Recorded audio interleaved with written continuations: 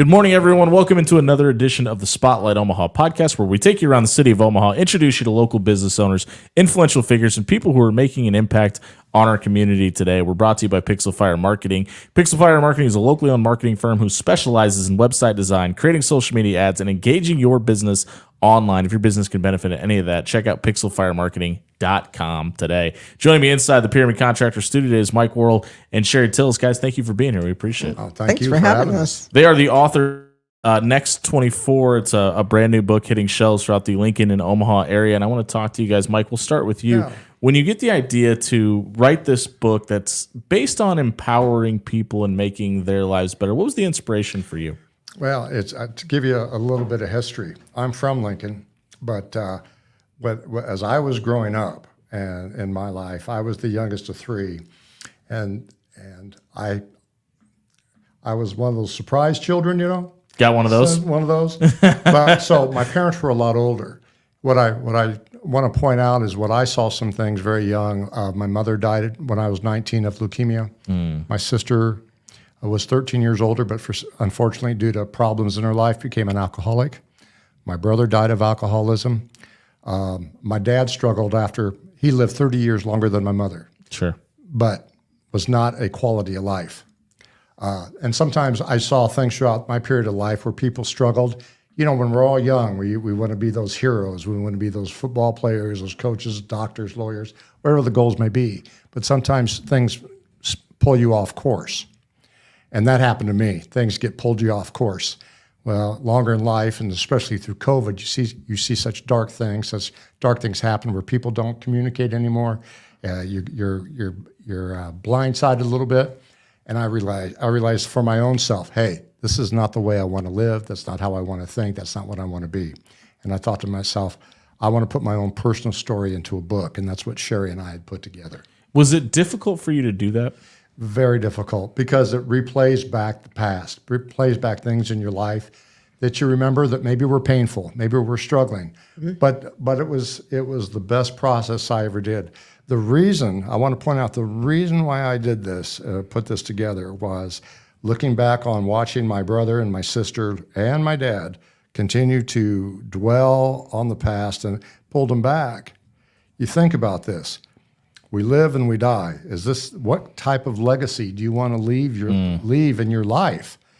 If you've got the power to change, maybe you just need a helping hand. And I just, quite frankly, felt God's tug on my shirt saying, hey, Mike, you're 60 years old. It's time. And Sheri, I guess I'll ask you the same question before I get to what I was going to ask Mike. Why was it the right time for you to be a partner in writing this book as well? It was, I had just met Mike, but I had come out, I'm one of those women, bad choices, Sure. 3 bad marriages, lots of abuse, emotional, verbal, physical, seemed to be making the same mistake every time, ended up single mom, nowhere to, not nowhere to go, but really, really struggling emotionally, financially, the whole thing. I don't mean to cut you off, but can I ask? Because I don't think it's fair to say I'm one of those women, because I feel like everybody's story is different. Well, absolutely. But you and women that I've met before and after, Sure. A lot of people say, well, why did she stay in it? I mean, you hear about women that are almost sometimes beat to a pulp. Well, why did she stay in it? Why did you put up with that? Well, when you're a mom, you have children. Right. Finances are a really big issue. That's what keeps you in there a lot.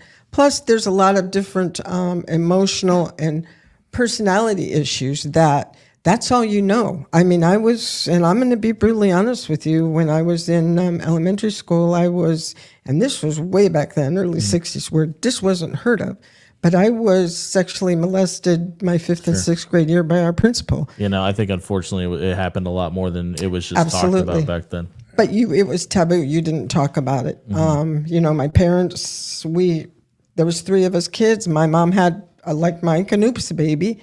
My brother was 10 years younger. Dad left us when he was 6. My brother was 6 weeks old. I was 10 years old. And I ended up being the caregiver. I ended up being the mom. So, that kind of perpetuates some of the choices that you make. Yeah. Because you don't know any better. Can I ask? Because I think in a Hollywood world, right, we perceive the stories that we're just hearing and talking about as the abnormal. But I think the more that social media is engaged and we're learning more about people's personal life, it's actually more the norm than the abnorm. Correct? Absolutely. Oh, very much so. Tell you another factor of this book. I grew up. I used to be a teacher and coach. I was in athletics. What blindsided me is you look at what the kids go through these days. Yeah. It just seems there's no structure or very little, a lot of stress. Sure. Social media. I got out of teaching and coaching in later years. I was driving a city bus actually in Lincoln. I was driving a city bus, and at the time, the things that you would see, the people that you would pick up at a bus stop in Lincoln, Nebraska, the homeless. Yeah. You'd pick up the people who mentally ill, the drug addiction that goes on, people living under a bridge, people that I would drop off. The human behavior of the things you would see on a daily basis in the streets in Lincoln, and sure, no more. It's all over the country. Yeah. I just got back from Los Angeles, so I mean, obviously, It's rampant the behavior. There. Yeah. And I think to myself, what's wrong here? If this is the new normal, this is not normal. And how come when I'm going home at night at that time, this is prior to the book being written, why am I getting angry? Why am I getting ticked off and not wanting to go to work? And why am I getting frustrated with the people that I work with? And we had over 100 bus drivers. Sure. They were all frustrated. Yeah. And they were afraid. Several years ago, a passenger got shot on a bus. During COVID. It's almost happening more regularly now. So I'm just the behavior, but the other part of it is look how it affects you or myself over time. This slow feeling of, I'm getting angry, I'm getting frustrated. I don't know who to trust. I don't know the media to trust. I didn't like how that felt. There has to be some change. There has to be something to change. When we talk about working with people who need help, and obviously we've talked to psychiatrists in here, we've talked to doctors in here, not that psychiatrists aren't doctors, but like medical doctors. The common theme is obviously, and when we talk about addiction, maybe more than any other kind of illness, it's people that want to be helped before they're ever gonna. What do you think the most common denominator is in somebody that actually is looking for that help? Oh, that's a tough question because it seems like we all need help in some category, but people are not communicating with each other. They're not talking. They don't want to tell us what's really bothering them. So, I mean, you have to start of what is really wrong. Yeah, is it just are you just dwelling on something? Or is it worse than that? But for so many common people. Look at the people who have this mindset of so fixed of, I don't like my life, I don't like my job, I'm just frustrated with everything, I'm living paycheck to paycheck. Yeah. And then the behavior begins to shift to, I don't like my job, I go home, I go eat, I eat something, I fall asleep on the couch, I may have a couple beers, I might to self-medicate myself. Yep. And slowly, all of a sudden you become an addiction to alcohol or mental, just situational depression. All of a sudden now it's like the dominoes. Yeah. Your health starts to affect. I can't tell you how many people in my age group, or it's all any age group, all of a sudden they put in 20, 30 pounds. Yeah. Now they're depressed. I feel personally attacked right now. No, I'm just kidding. I have felt there. I'm just kidding. I have yo-yoed back and forth. Sure. And I think everybody has at some point in their life. But what happens when you go to the doctor and all of a sudden you get your physical and your blood pressure's on borderline hypertension? Put you on medication. My brother, for example, was at one time put on one amount of medication. Next thing I know, I think he's on about 10, 15 different types of medications. Sure. Which is basically masking the alcohol. Absolutely. And I think too that people are looking for some type of comfort. Sure. We've lost our joy. We've lost our happiness. I never, in my wildest dreams, did I ever think that a doctor would tell me and diagnose me with PTSD. It's like, I haven't been in the military. Right. No, but a lot of different life situational things, contributed to that. Absolutely. And it's like, wait a minute, I'm a woman. I'm not military. Yeah. But so many things. So you're looking to kind of dig out of that and get back to, what you thought you knew.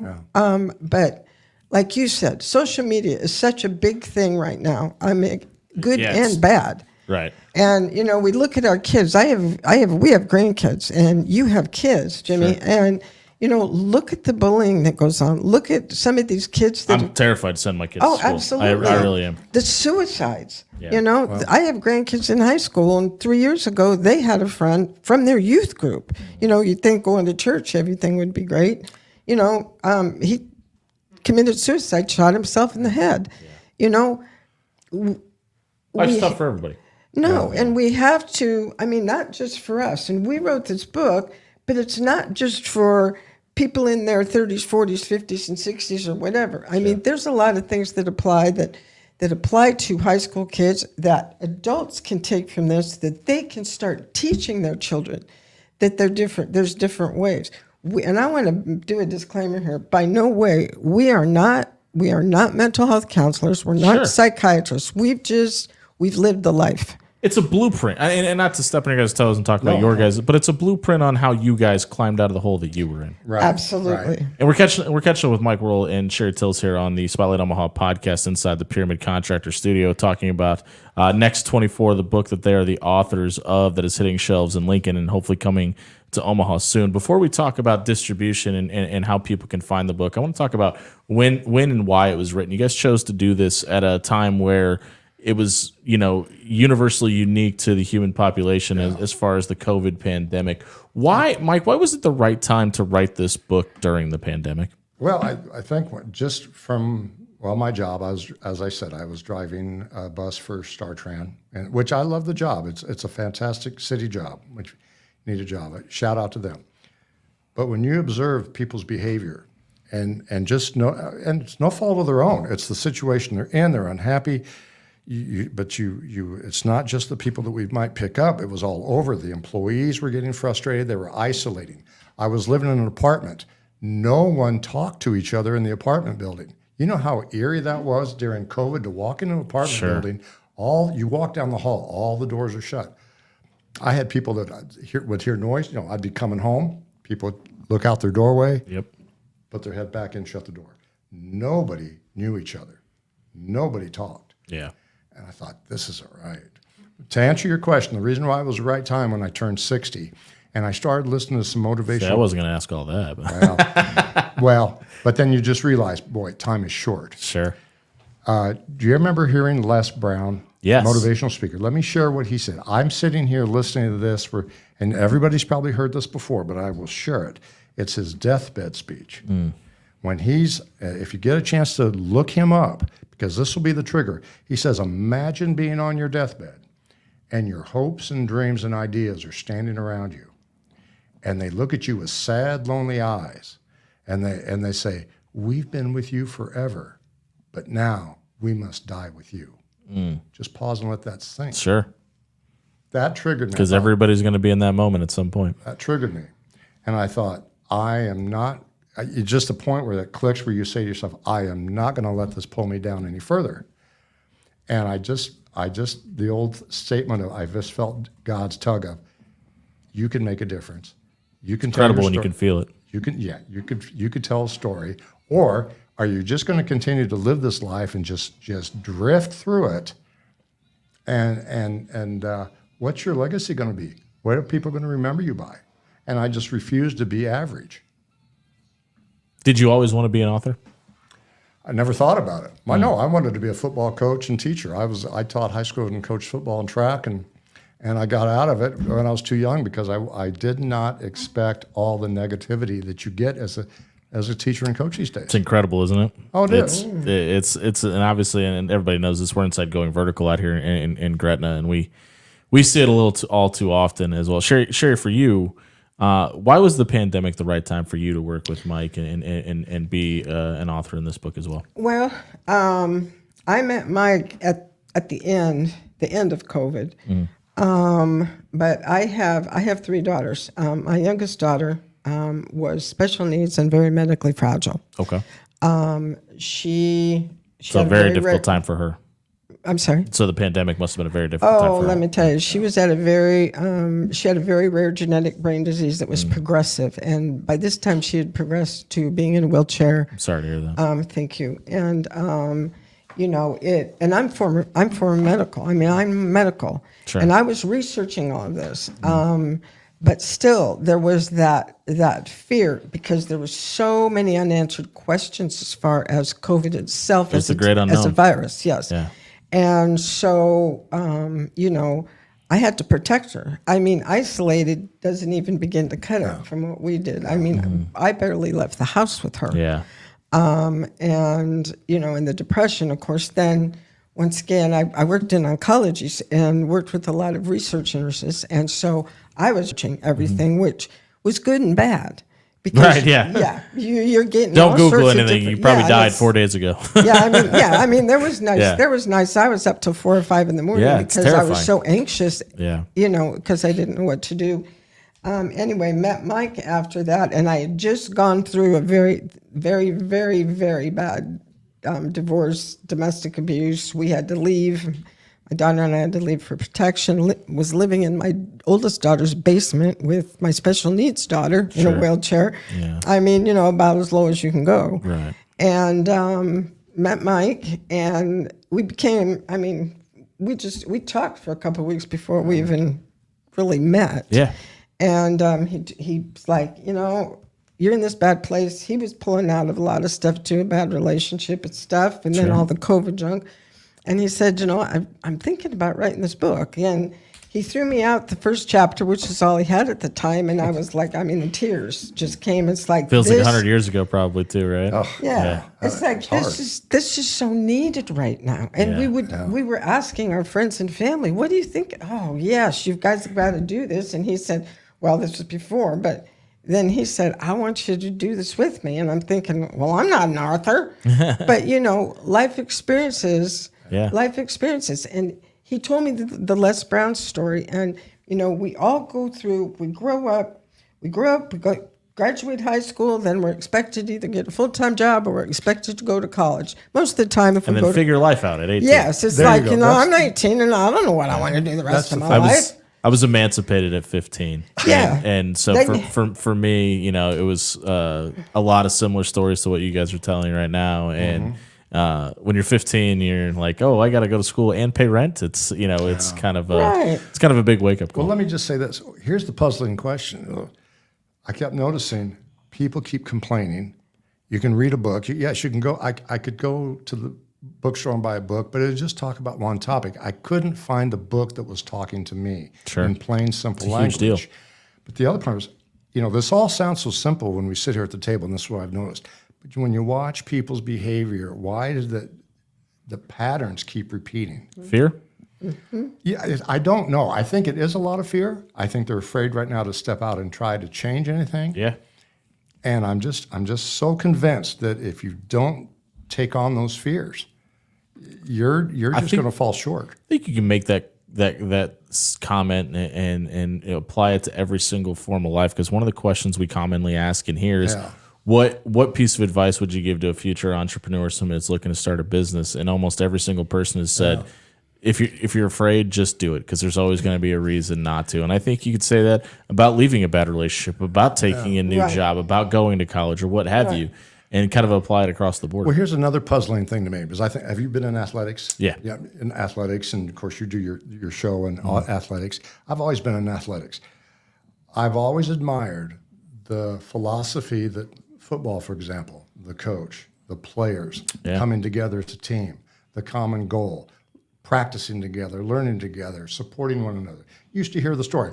Play for the guy on your left, play for the guy on your right. Right. Your brother's beside you. Why isn't that happening in the workplace? See, and I think that's a lot of a problem that a lot of people struggle with, because your entire life you go through school and you have a coach, a teacher, you have somebody to play for, the kids in your classroom, and then after you leave that structure, whether it be high school and you choose to go into the workforce, or if it's college and you choose to go to the workforce, or you choose to join the military, I guess there's a little more structure there. But there's still, you know, you're taking this infrastructure that's been there your whole life, and then it's gone. I think that's a big struggle for some people to deal with. And I think the biggest problem is all of a sudden you're thrown out there into the real world to go work.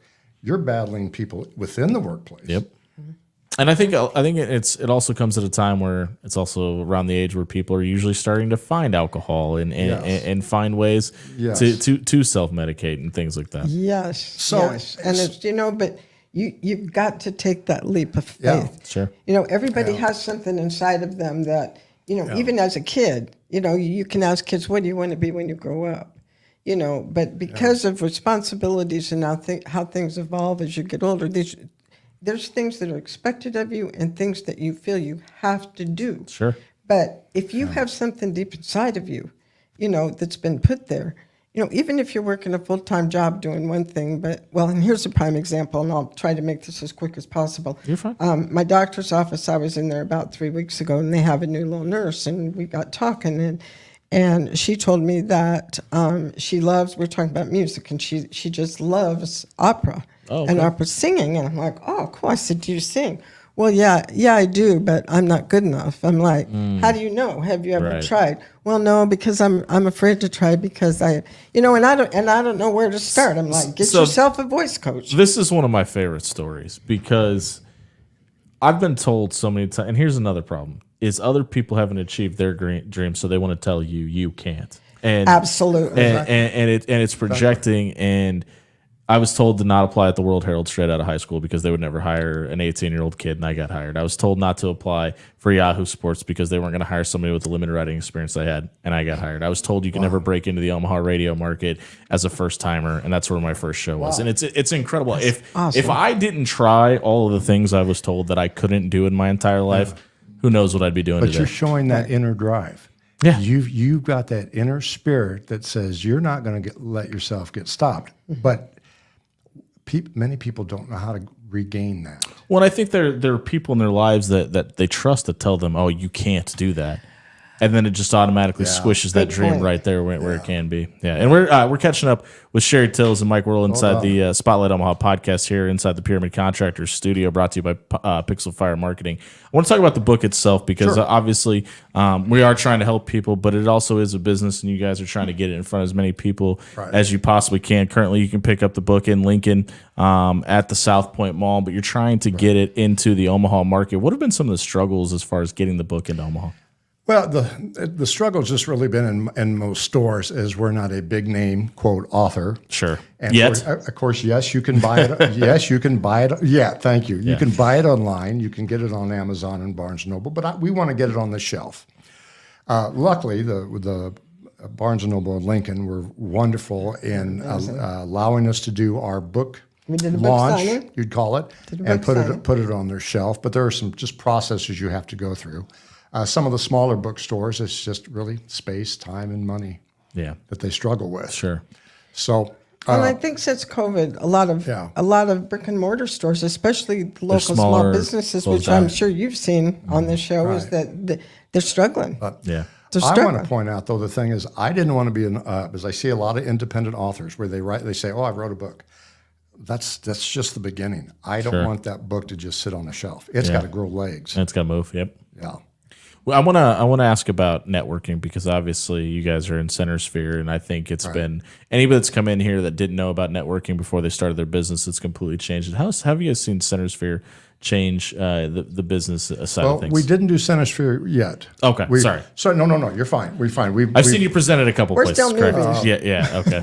We've done some presentations and one too. It's really just been getting it going. What we started to do was, we have to do a shout out, if we don't mind, to Mac McCoy, the view from the pew in Omaha. Sure. I don't know if you know of Mac. I don't. But we're always down for shout outs on the show. He's AM. Well, yes, but Mac is a long-term from Iowa and radio background. But we got to meet Mac, and Mac was kind enough to invite us on the view from the pew in Omaha to talk. And this is a radio show? It is a radio show that he puts out in YouTube, and it's very good. I've totally heard of it. Sorry, Mac. No. But I'm just pointing out he was very kind with that because we just figured, we're just going to start knocking on doors at churches. We figured that's the place to start. Okay. but we found that not too many churches actually want, they have their own agenda, they have their own deal, the plan. They always don't want people from the outside coming in. Understandable, sure. And that's real world. So what did we do? We created our own podcast. We created, of course, our YouTube channel. We've got a Facebook group that we do called Next 24. And then we've just continued the process of getting out there, meeting people. Moving forward, to answer your question, we are getting involved into the Chamber of Commerce. Sure. It's still I still believe in the old-fashioned network. If you got to go meet people face to face, Absolutely. you got to hand them a business card, tell them who you are, what you do, what you have to offer. And so we're going right back into the old fundamentals. Sure. And Mike, and you've brought it up a couple times, and anytime, all of your websites, your social medias, it's prominent, it's right in front of you, and you've said he's been tugging on your shirt since the beginning. What role does your faith play in this decision? You know, it's gotten stronger. I mean, I always grew up kind of in so many families where the families probably only went to church during Christmas and Easter. You know, Sure. my parents were always in athletics and sports, so Sunday was more of what's the game of the day. But I always did believe, and I found it fascinating. And as I got older, the way I realized that we cannot handle things by ourselves.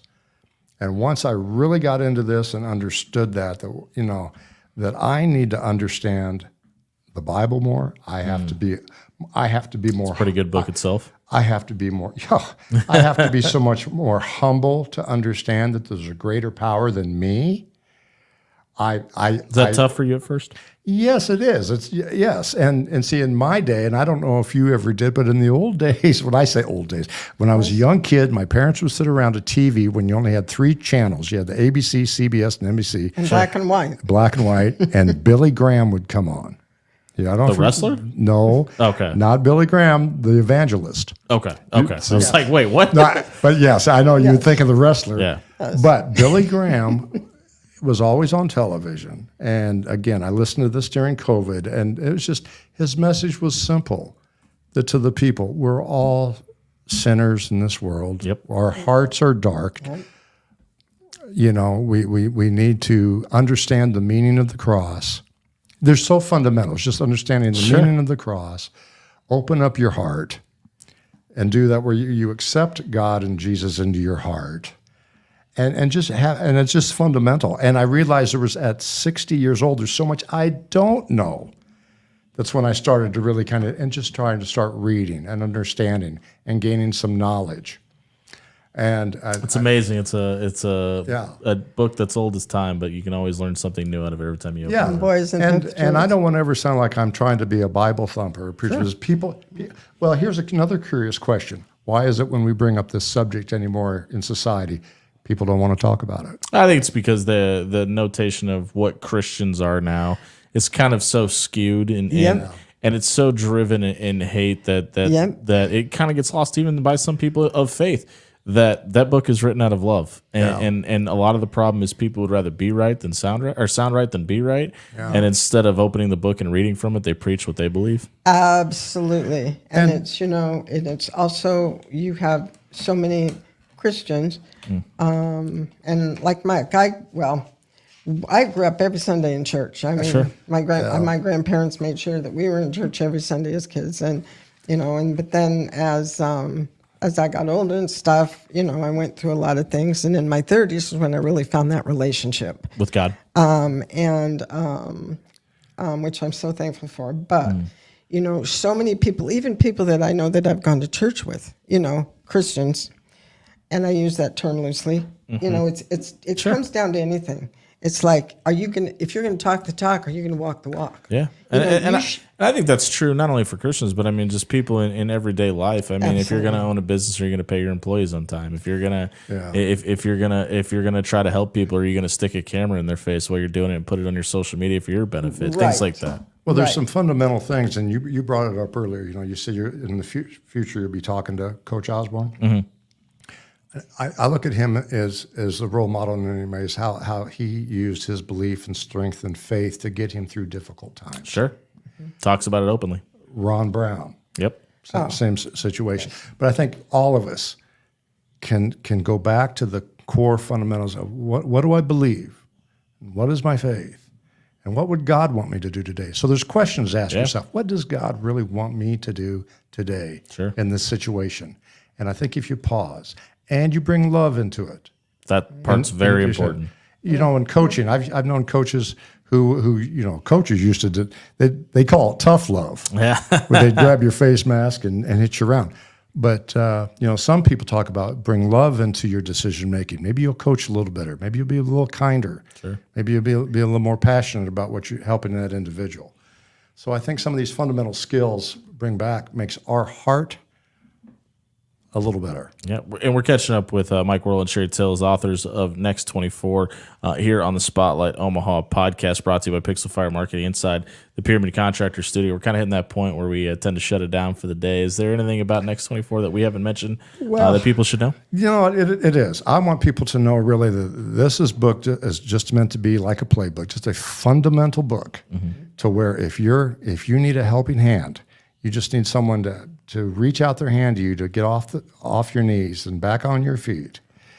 The book is intended to be a guide to where you, the reader, can sit down and you create your own life plan. We look at how to become debt free. We look at how to improve your health. We look at how to maybe ignite your social skills a little bit. How to improve your inner self, examine and explore your whole life, and then create that plan and move forward. And that's what the book does. And there's a workbook, I'm going to say really quick, in the back of our book, we have a workbook where you can work through and write things out yourself. But it's not just all seriousness. Yeah. We put a lot of fun. They have fun too. We talk about making a bucket list. We talk about, making a dream board. Yeah. And that kind of thing. And so, it's not just like, one of those things. It's not a second job. Yeah, no. You look at these books, and some of it is like way over your head. You read it's like, this isn't for me. Doesn't apply to me. Yeah. No, but the thing that I like about the title, what are you going to do in the next 24 hours? And that's what it boils down to. What are you going to do to make little changes in the next 24 hours of your life? Yeah, you can change tomorrow if you want to. All you got to do is find the right person or people to push you. Guys, I really appreciate your time today. Thank you so much for being here. You can head over to nxt24book.com and purchase this great book that Mike and Sheri have provided the world with. Guys, thank you so much for doing this. Thank you so much. We'll be back tomorrow at our regularly scheduled time here on the Spotlight Omaha podcast at 11. We'll see you tomorrow morning. Thanks for joining us today. We'll see you in the morning. Thank you.